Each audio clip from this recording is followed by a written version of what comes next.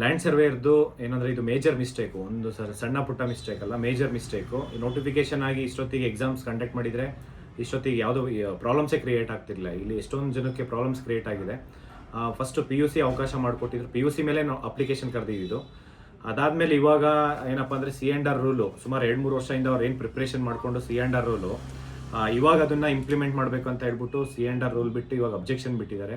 Objection 15 days ಇದೆ. ಇವಾಗ PUC ಮಾಡಿದವರಿಗೆ ಅವಕಾಶ ವಂಚಿತರಾಗಿದ್ದಾರೆ, ಯಾಕೆಂದರೆ ಅವಕಾಶ ಕೊಟ್ಟು ಕಿತ್ಕೊಂಡಿರೋಂಥದ್ದು.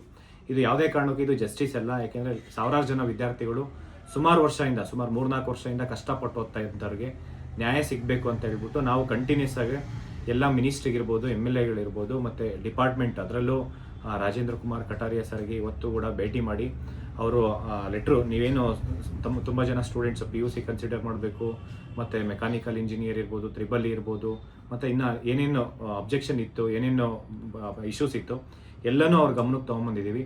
ಅವರು C&R ರೂಲು ಏಕಾಏಕಿ ಅವರೊಬ್ಬರೇ ಡಿಸಿಷನ್ ತೊಗೊಳಕ್ಕಾಗಲ್ಲ. ಇದನ್ನು ಒಂದು ಬೋರ್ಡ್ ಮೀಟಿಂಗ್ ಮಾಡಿ, ಬೋರ್ಡ್ ಮೀಟಿಂಗಲ್ಲಿ ಡಿಸ್ಕಷನ್ ಮಾಡಿಕೊಂಡು ಸಮಸ್ಯೆ ಬಗೆಹರಿಸ್ತೀನಿ ಅಂತ ಹೇಳಿದ್ದಾರೆ. ಆದಷ್ಟು ಬೇಗ ಈ ಒಂದು ಸಮಸ್ಯೆ ಬಗೆಹರಿಸ್ಬೇಕು. ಯಾಕೆಂತಂದರೆ ನೆಕ್ಸ್ಟ್ ಇನ್ನೂ 1 ವೀಕ್ ಇದೆ, ನೆಕ್ಸ್ಟ್ ಮಂಡೇ ತನಕ ಅಬ್ಜೆಕ್ಷನ್ ಇದೆ. ಅಬ್ಜೆಕ್ಷನ್ ಯಾರ್ಯಾರು ಮೆಜಾರಿಟಿ ಏನೇ ನಿಮ್ಮ ಇಶ್ಯೂಸ್ ಇದೆ ಎಲ್ಲ ಅಬ್ಜೆಕ್ಷನ್ ಹಾಕಿ, ಪೋಸ್ಟ್ ಥ್ರೂ ಹಾಕಿ, ಇಲ್ಲ ಮೇಲ್ ಮಾಡಿ, ಎಷ್ಟು ಪಾಸಿಬಿಲಿಟೀಸ್ ಇರುತ್ತೋ ಅಷ್ಟೆಲ್ಲ ಮಾಡಿ ಈ ಒಂದು ಸಮಸ್ಯೆ ಆದಷ್ಟು ಬೇಗ ಸಮಸ್ಯೆ ಬಗೆಹರಿಸೋಣ.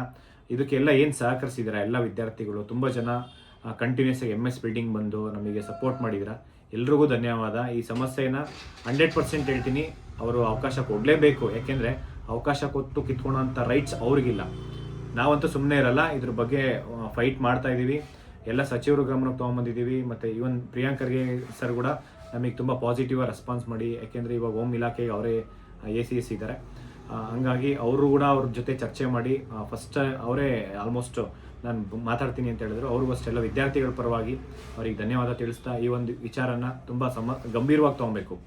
ಇಲಾಖೆಯಲ್ಲಿರುವಂಥ principal secretary Rajendra Kumar Kataria sir ಇದನ್ನು ತುಂಬ ಗಂಭೀರವಾಗಿ ತೊಗೊಂಡಿಲ್ಲ ಅಂತಂದರೆ ಯಾವುದೇ ಕಾರಣಕ್ಕೂ ಈ ವಿದ್ಯಾರ್ಥಿಗಳು ಸುಮ್ಮನೆ ಬಿಡಲ್ಲ. ಯಾಕೆಂದರೆ ಕೋರ್ಟು ಕಚೇರಿ ಮತ್ತು ಪ್ರತಿಭಟನೆ, ಯಾವುದೇ ಒಂದು ನೋಟಿಫಿಕೇಷನ್ಸ್ ಆಗಿ ಅದನ್ನು ಒಂಥರ ಏನೋ ಸುಲಭವಾಗಿ ನೋಟಿಫಿಕೇಷನಲ್ಲಿ ಏನು ಮೆನ್ಷನ್ ಮಾಡಿರ್ತೀರಾ ಅದನ್ನು ಖಂಡಿತ ಫಾಲೋ ಮಾಡಬೇಕು.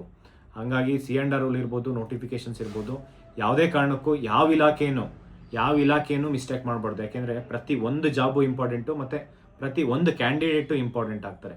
ಹಾಗಾಗಿ ಎಲ್ರಿಗೂ ಅವಕಾಶ ಕೊಟ್ಟು ಯಾವುದೇ ಮಿಸ್ಟೇಕ್ಸ್ ಇಲ್ದಿರ ಯಾವ ನೋಟಿಫಿಕೇಷನ್ ಮಾಡ್ತೀರಾ, ನೋಟಿಫಿಕೇಷನ್ ಮಾಡಬೇಕಂದ್ರೆ ಹಿಂದೆ ಎಷ್ಟೊಂದು ಶ್ರಮ ಇರುತ್ತೆ. ವೇಕೆನ್ಸಿ ಖಾಲಿ ಇರೋದನ್ನು ಫಿಲ್ ಮಾಡಬೇಕಂತಂದರೆ ಅದು ಸ್ಮಾಲ್ ಪ್ರೋಸೆಸ್ ಅಲ್ಲ, it's a big process.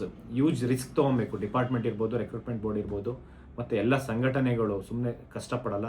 ವಿದ್ಯಾರ್ಥಿಗಳೆಲ್ಲ regular ಡಿಪಾರ್ಟ್ಮೆಂಟಿಗೆ ಹೋಗಿ ಫಾಲೋಅಪ್ ಮಾಡಿಕೊಂಡು ನೋಟಿಫಿಕೇಷನ್ ಮಾಡಿಸಿ, ಇಷ್ಟೆಲ್ಲ ಸಮಸ್ಯೆಗಳಾದಮೇಲೆ ಒಂದು ಅವಕಾಶಕ್ಕೋಸ್ಕರ ಇಷ್ಟೆಲ್ಲ ನೀವು ತೊಂದರೆ ಕೊಡಬಾರ್ದು.